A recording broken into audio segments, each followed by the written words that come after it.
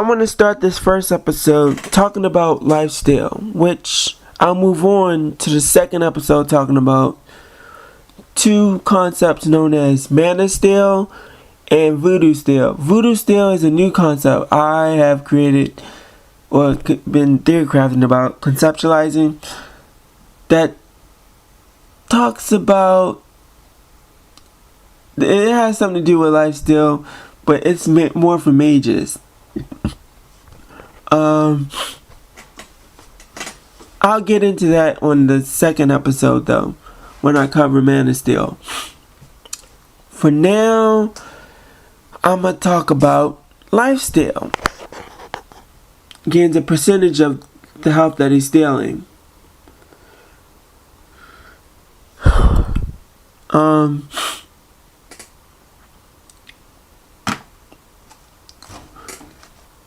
But that can be geared towards, I guess, I don't know. That's what it is. The second one is aura. Think of it like you're giving money out. Or you have a business model. You teach your friends how to make money, and they're all making money for themselves. Only when they're near you. That's basically how the aura works. They gain health only when they're near you, when they attack. So everybody benefits and profits for themselves. That's basically how the aura works. And it's a buff, so it can only be used once. But I guess it could be coded to have more than one use, but I don't know. It might be a Dota limitation instead of a Warcraft limitation. There is a difference between a Dota limitation and a Warcraft limitation. Also, the last and final one is what I would like to call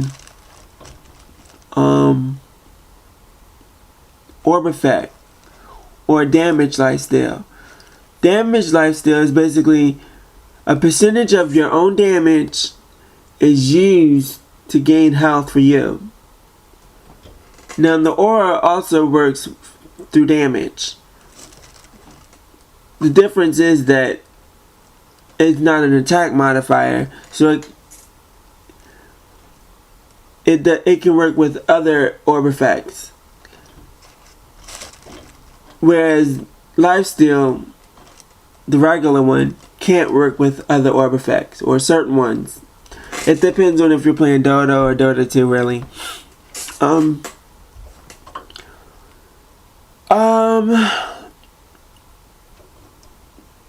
Yeah, that's about it for that.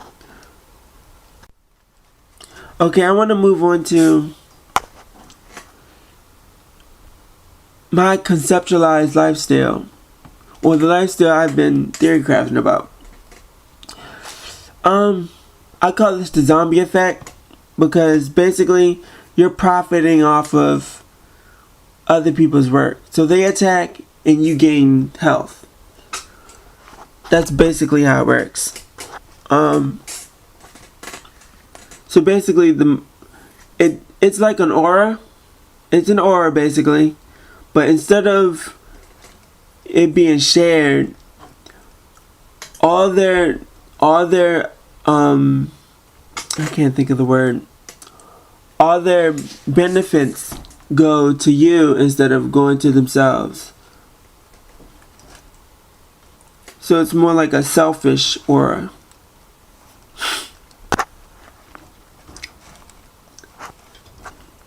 But like I said, the zombie effect, which is what it's called.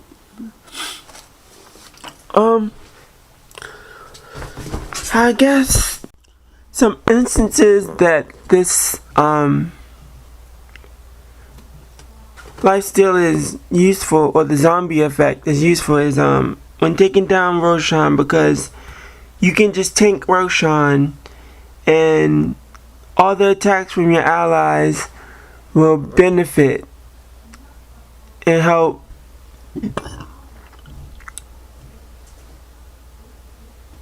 make the battle stronger. The next instance is two actually. One is when you're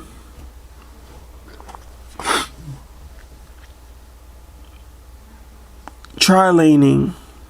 But this is if it's put on a hero. If it's on an item, you might not get it in time. But when tri-laning, it's a good item to or a good skill to have, because you can just tank the creeps and then have all your creeps and even avoid harassment. That might be a little too strong though, but maybe it's better as an ultimate.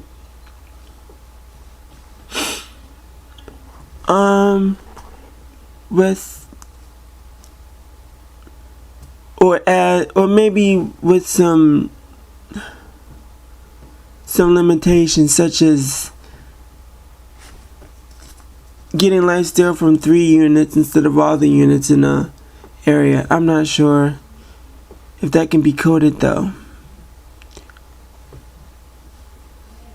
Also, another instance is if you're, whereas the aura I explained earlier can be used to help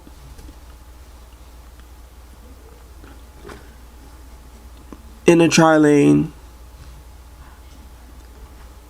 The zombie effect does help in the tri-lane, but where they differ at is when you have minions or summonables, whatever, summonables, minions. When you have minions, or when you're microing, it will help benefit to keep you alive.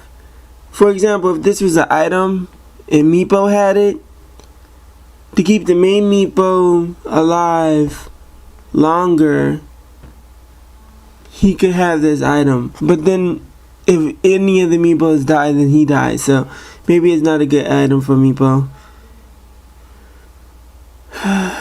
But it might be good for Broodmother or other heroes with minions, such as Nature's Prophet or Warlock with 4 golems. Because the golems can lifesteal, so.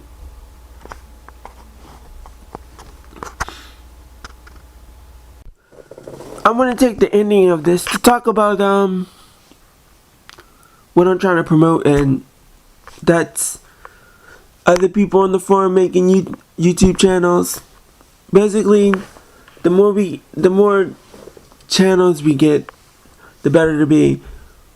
Video and audio is way better than reading, because reading takes time and these videos can be short, whereas reading, it's wearing on the brain.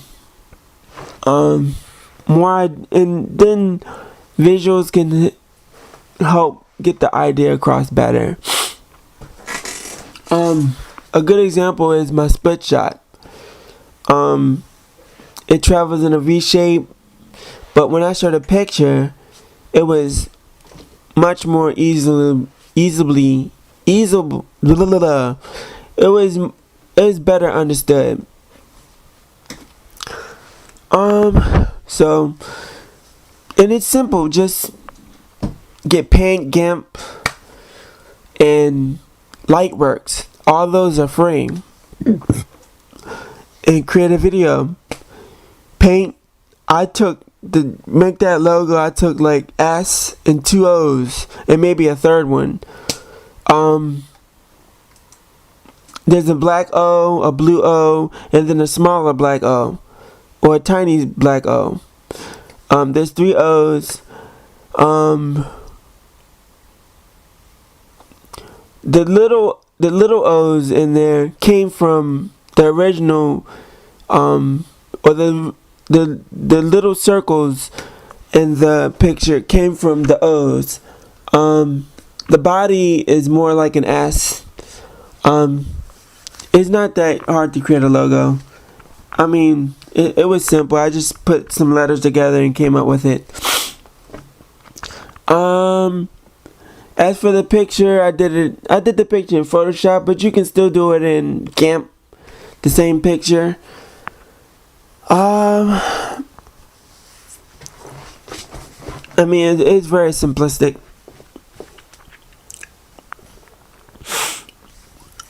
Yeah, the more videos we get out there, the better it is for the community. We gotta help get the word out that Theory Crafters needs to grow, and we're trying to better Dota.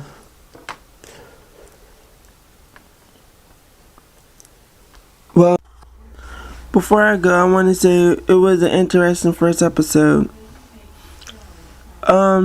Also, I'll probably be doing this bi-weekly or monthly.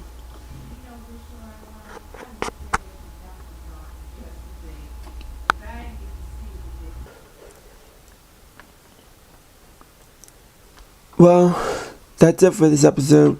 Stay tuned for the next episode, which I might hint at, but I don't know.